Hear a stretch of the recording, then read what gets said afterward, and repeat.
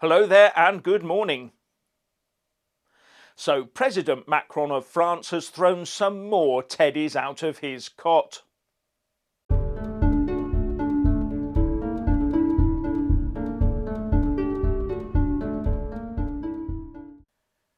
As per usual, please like, subscribe and comment below. And when subscribing, please do press that little bell, but also select the all option, or you won't get any notifications when I put up a new video. First it was the Aukus nuclear submarines, now it's fighter jets for Switzerland, leaving the French President Emmanuel Macron with even more reasons for tantrums.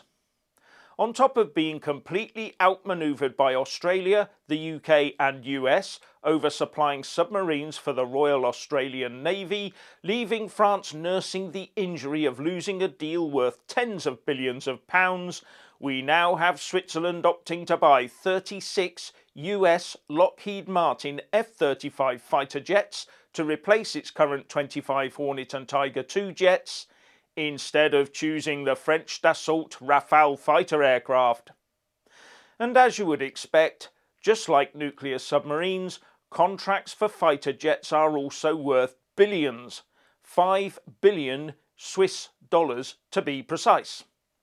With further reports that Macron has, as a consequence of this decision, dropped a scheduled meeting he had with the Swiss President Guy Parmelin. Now, it's not just the decision to go with the US and not France that's at issue.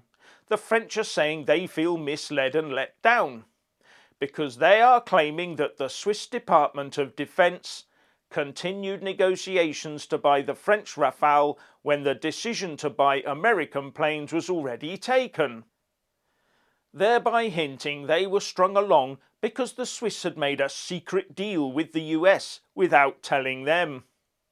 But Popular Mechanics was reporting on July the 1st that after years of internal debate, Switzerland has finally chosen a new fighter jet that will serve well into the 21st century. The country, which has been neutral since 1515 and last fought a war before the intervention of the aeroplane, will replace its ageing FA-18 Hornet fighters with the F-35A Joint Strike Fighters. The F-35 triumphed over 3 other competitors, including the Eurofighter, Rafale and Super Hornet. So they seem to be ahead of the power curve compared to the French Ministry of Defence, don't they?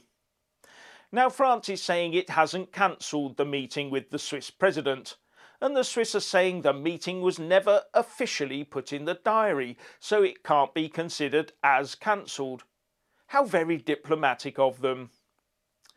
But it's not just Popular Mechanics that was ahead of the Macron administration. Swiss Info was reporting back in August that this contract will be coming under legal and political attack in the coming months from the campaign group, the Group for a Switzerland Without an Army, or GSOA. Because under the Swiss system of direct democracy, that decision can be overturned by a referendum.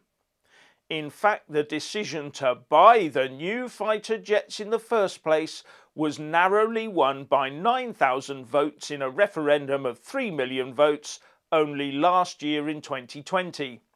And if that vote had been lost, Switzerland would have ended up with no fighter jets. But that referendum, it seems, could be reversed in 18 months' time. Sounds all very democratic, but doesn't seem to allow for any long-term planning, does it?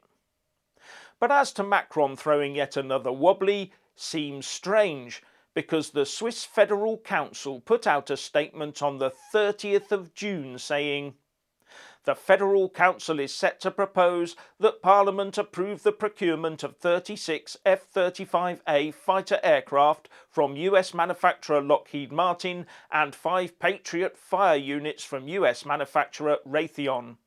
An evaluation has revealed that these 2 systems offer the highest overall benefit at the lowest overall cost. The Federal Council is confident that these 2 systems are the most suitable for protecting the Swiss population from air threats in the future. The Federal Council took the decision at its meeting on the 30th of June. Doesn't the Macron Foreign Office monitor these sorts of things? Or do they sit there until the EU Foreign Affairs Department tells them what to do?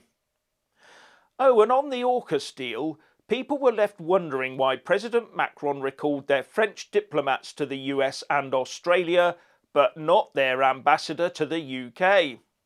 But reports have it that they can't do that because of the EU Common Foreign Policy for relations with the UK, presumably due to the deal we signed with them. Oh, to be truly sovereign and independent. But all the French can do is call the UK a US vassal state and also say that it's somehow treason for Australia to reject French submarines. With the French Europe Minister Clement Beaune telling France 24, "Our British friends explained to us that they were leaving the EU to create global Britain. As you can see, it is a return to the American fold and accepting a form of vassal status." And adding, "Global Britain seems to be more about being a junior partner of the US than working with different allies." Oh dear, sounds all rather childish, don't you think? Especially coming from the representative of a country that is doing all it can as part of the EU to use the Northern Ireland Protocol to turn the UK into an EU vassal state. But at the moment it looks like France is the vassal state being firmly under the thumb of Brussels, while the UK is busy striking a deal that extends our influence into the Indo-Pacific region. Now, I cannot believe we still have people out there blaming Brexit for the current level of gas prices and the danger it poses to our food supply chains. But before I get into that, I just want to say a massive thank you to all my Super Thanks, Patreon and PayPal supporters, as well as those that do buy a mug with my mug on it. Links in the descriptions box below. You really do help me keep this channel going. So there are reports that wholesale gas prices are going through the roof with rises of 250%, causing two of the UK's largest US-owned fertiliser plants to shut down, with the resultant loss of the carbon dioxide that they produce, which amounts to 60% of our domestic supply.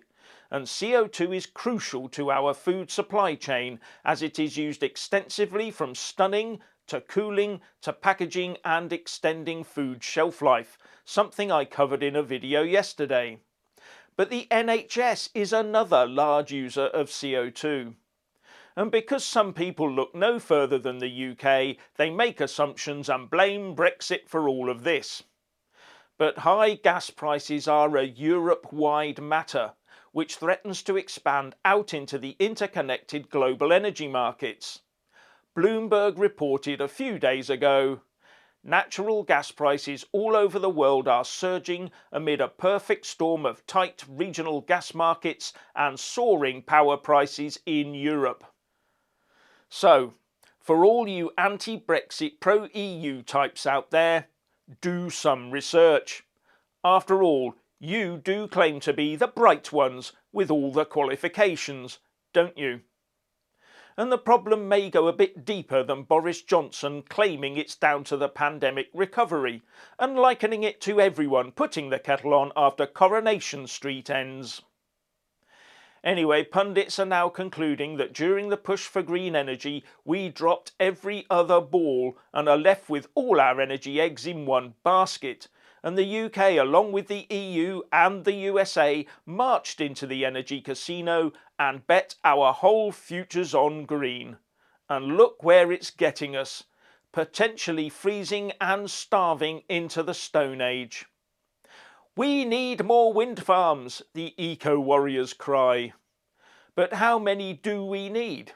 Actually, that's been answered by the Centre for Alternative Energy, and they put the need at 13,000 turbines spaced over an area of 16,600 square miles, which they also say is over twice the area of Wales, with their answer being to place the massive turbines miles offshore. Not sure about the security and safety of that though. So what's your opinion on Macron and his tantrums? Please like and comment below.